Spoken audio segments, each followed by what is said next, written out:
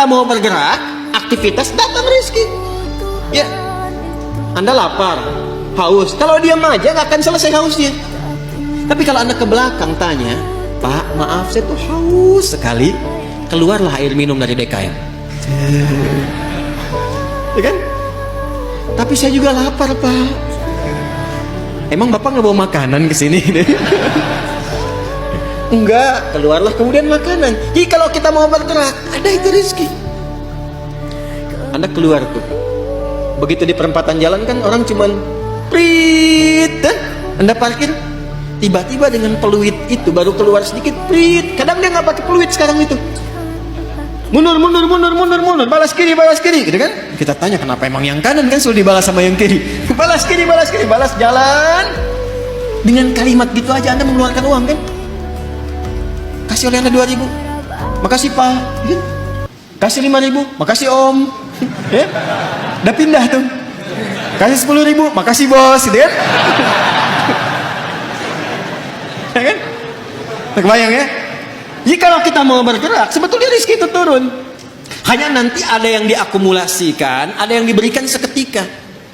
Ada yang sifatnya akumulatif. Sebetulnya hasil ikhtiar Anda hari ini, cuman mungkin diberikannya besok. Pernah nggak Anda cari pekerjaan? Bahasa manusianya ditolak di sini, tolak di situ, tolak di sini. Pernah ya begitu ya? Tapi tiba-tiba setelah seminggu, 2 minggu, 1 bulan, Anda mendapatkan pekerjaan yang tawaran gajinya di luar ekspektasi Anda. Pak, mau nggak nih? Ada peluang 9 juta. Ternyata itu hasil ikhtiar Anda dari hari pertama, kedua, ketiga dapatnya itu. Paham sekarang ya? Itu hukum pertama. Jadi nggak bisa mendapatkan rezeki dengan diam. Selalu ada ikhtiar. Tapi jangan sampai ikhtiar itu, awas, ditempuh dengan bentuk yang negatif.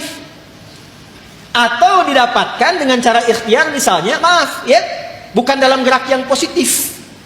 Negatif itu kan bisa maksiat, ya, atau pengertian yang kedua, tidak bergerak sehingga sakit. Dengan sakit itu rezeki datang. Paham nggak?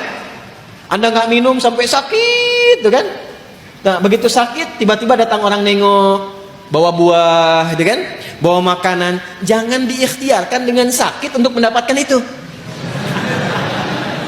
Paham? Atau yang kedua, dengan cara maksiat. Seseorang menempuh maksiat, menempuh cara yang tidak dibenarkan, yang menimbulkan persoalan. Sesuatu yang menimbulkan persoalan, kemudian persoalan itu bisa diurai sehingga lurus kembali, keadaan yang lurus benar, gak ada soalnya, itu disebut dengan halal namanya. Dari kata ahalla yuhillu. Kata ahalla dari kata halla. Orang Arab kalau mengatakan hillul mushkilah, artinya, atau hillul ahbal, benang yang kusut bisa diurai lagi, sehingga dia menjadi lurus. Sesuatu yang lurus yang tidak ada persoalan yang disebut dengan halal namanya. Jelas? Nah, maka ketika Anda menempuh mencari rezeki ini, carilah yang lurus-lurus saja. Cari yang lurus, jangan cari sesuatu yang membuat kehidupan Anda jadi kusut. Karena itu segala bentuk pintu yang mengantarkan pada kekusutan hidup, yang memungkinkan Anda menjadikan hidup bermasalah, dilarang oleh Allah. Jangan lakukan ini, jangan kerjakan ini. Lawan dari sesuatu yang lurus, yang larangannya ditampilkan sehingga mencegah kita dari kesulitan, disebut haram namanya. Karena itu dihadirkan lawan halal itu dengan haram. Halal pada asalnya menunjuk pada keadaan lurusnya, sedangkan haram hukum pencegahannya. Saking sayangnya Allah kepada kita, saya inginkan hidupmu itu lurus, jangan ada masalah. Jangan sampai kamu bapaknya yang korupsi, anaknya yang dibully. Jangan sampai bapaknya yang bermasalah, anaknya yang di sekolah yang diserang oleh teman-temannya. Anak SD diteriaki, bapak kamu koruptor ya, bapak kamu koruptor ya. Apa Anda tega melihat anak Anda bermasalah di sekolahnya hanya karena perbuatan bapaknya? Tuh. Maka kata Allah, yang lurus-lurus saja. Gak usah menipu, gak usah korupsi, gak usah nyogok, lurus aja. Kan tadi tahu rezekinya sudah ditentukan, gak akan tertukar. Besok meninggal juga kok. Mau meninggal besok? Paham gak? Paham sampai sini ya? Nah, kalau sudah paham, kalau sudah dapat yang itu, cari yang baik-baik untuk tubuh kita. Tadi jangan sampai mendapatkan sesuatu, betul cara dapatnya halal, cuman mengonsumsi yang lain yang kira-kira nggak sehat untuk tubuh. Dapat harta dengan halal, beli duren, Durennya bagus, tapi kalau makan duren 100 biji kan masalah. Maka idealnya dapatkan dengan cara yang benar, konsumsi dengan cara yang menyehatkan. Cara yang menyehatkan itu bahasa Arabnya thayyib. Dari kata tabba, ya kan? Orang yang berkontribusi membantu supaya sehat disebut tabib. Bahasa kitanya dokter. Maka Allah tegaskan supaya kita nggak banyak nanya lagi, kulu mimma fil ardi halalan thayyib. Itu maksudnya. Halalan thayyibah. Ya. Jadi mencari rezekinya di mana? Halo?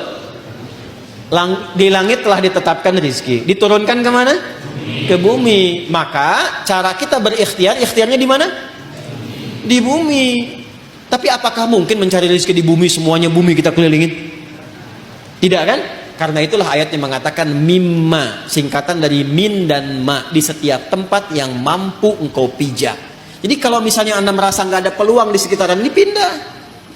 Kan Bekasi luas. Itu baru Bekasi. Nggak ada di PTM pindah PJS, nggak ada PJS pindah Greenview, nggak ada di sini pindah Pekayon. Pekayon aja masih luas. Nggak ada di selatan pindah utara. Nggak ada utara pindah timur. Ya kan? Nggak ada di timur pindah dari kota ke kabupaten, Kabupaten Bekasi. Nggak ada di situ, geser pindah Depok. Nggak ada Depok, pindah. Banyak sekali tempat bisa dipijak. Jangan jadikan alasan ketika nggak menemukan di satu tempat Anda berbuat maksiat. Bukan Anda di sana maksudnya ya, ini contoh aja umum. Jangan jadi alasan kalau Anda tidak mendapatkan di satu tempat, jangan jadikan pijakan itu untuk berbuat maksiat.